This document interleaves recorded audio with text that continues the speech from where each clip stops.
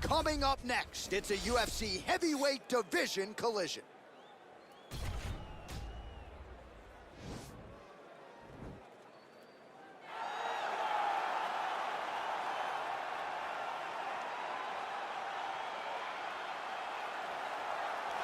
Well, this young man is a really accomplished submission specialist, and sometimes fighters get offended when you call them a specialist, but most people know what he's trying to do in there, and to this point, no one's really been able to stop him. John, he will try to pull guard. Who pulls guard anymore in the UFC at this point? But he understands that for him to be successful, the fight has to be in the grappling, in the jiu-jitsu. If he's able to extend these jiu-jitsu exchanges, he is the guy that is generally going to win. He understands position. He understands going from point A to point B. He always is the one controlling the underhook. Always has the frame. Just a knowledge of jiu-jitsu that not many people can match. And you can be sure as he makes this walk tonight, he's thinking about just how quickly he can get this fight to the ground and utilize those aforementioned high-level submission skills.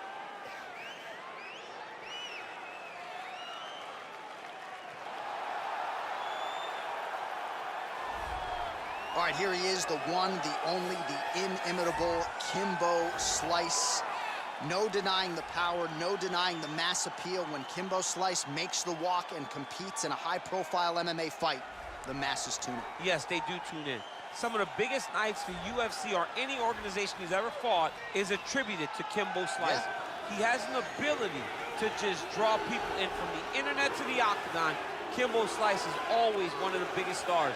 Now, a lot of it is because of his personality, but they didn't pull up those Kimbo Slice videos to see him dancing.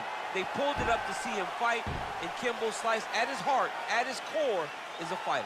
No denying the power he has in both hands. He brings that to the table, and don't let the aesthetic fool you. Kimbo Slice might be the nicest guy on this roster, top to bottom. Our tale of the tape for this heavyweight fight. The American is 35. The Brazilian is 44. He weighed in at 240 pounds. The reach is the same. Here's Bruce Buffer. Ladies and gentlemen, this fight is 3 rounds in the UFC heavyweight division. Introducing first, fighting out of the blue corner, a jiu-jitsu fighter holding a professional record of 34 wins, 10 losses, 1 draw, and 1 no contest. He stands 6 feet 3 inches tall, weighing in at 240 pounds. Fighting out of Rio de Janeiro, Brazil, Antonio Minotauro Nogueria!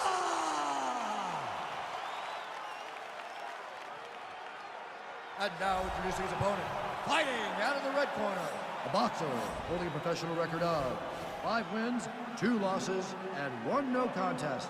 He stands 6 feet 2 inches tall, weighing in at 225 pounds. Fighting out of Miami, Florida, Kimbo Slice! And when the action begins, our referee in charge of the octagon is Yves Levine. The veteran Yves Levine draws the assignment here. You ready?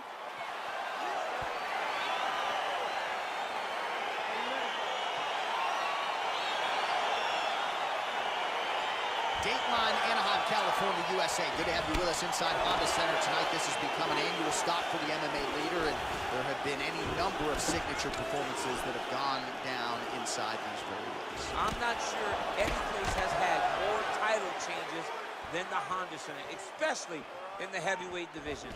A great place for heavyweight fights, but if you go in as the champion, just know on most nights that belt's going in the opposite direction.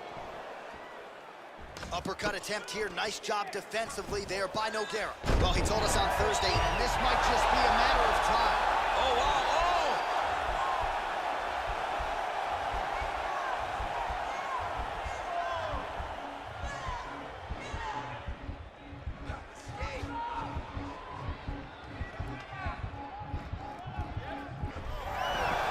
Not tapping out tonight. Side control now, and certainly I would think more offensive options for the bottom fighter than in the half guard. absolutely more offensive options, because now you can just start to get away. You can just go to a wrestler stand-up. Get to your knees, post your hands, don't allow him to get his hooks in, right? Really be aware of the hooks. But get to your hands, stand up, fight the hands, break away and escape. But it's so much more free-flowing than a half guard in the side control, because all you need to do is just get the opponent's body up, because his legs are just free to move. His legs are not controlling anything.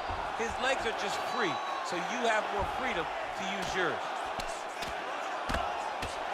If you're the bottom fighter, DC, what do? You got to move, you got to shrimp, you got to get off on a hip to try to move your opponent off of you or pull him down to close the space. Oh, he's got that right hand going tonight, DC. Oh, looks like he's trying to isolate an arm, maybe set up a Kimura here, DC. Yeah, he's going to try to. Now he falls back into the finishing position.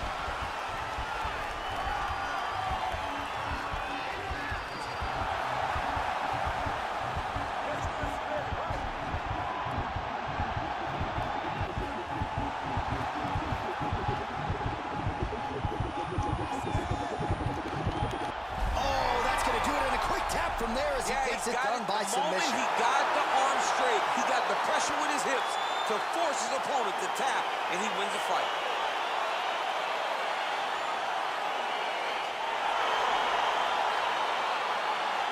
All right, let's take a look back at the replay as he gets it done by submission tonight, champ. He does a great job of staying patient. He doesn't rush or panic. You are never safe when you're fighting this guy. You're in a lot of trouble. You're in a lot of trouble the entire time when you're this good in the submission.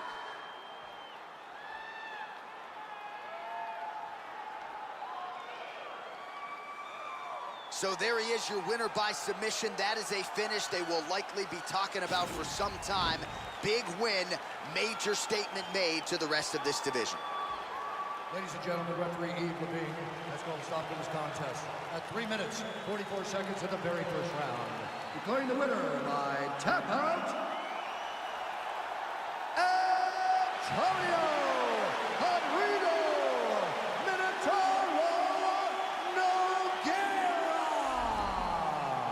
All right, so what a performance by this young man here tonight as he gets the win by way of submission. He certainly put a lot of stock into getting the finish tonight, and he did just that. Congratulations. It was a very tough fight, but he knew that if he did everything right, he can get to his position, which is the ground, and he would be able to find a finish by submission tonight. He did just that.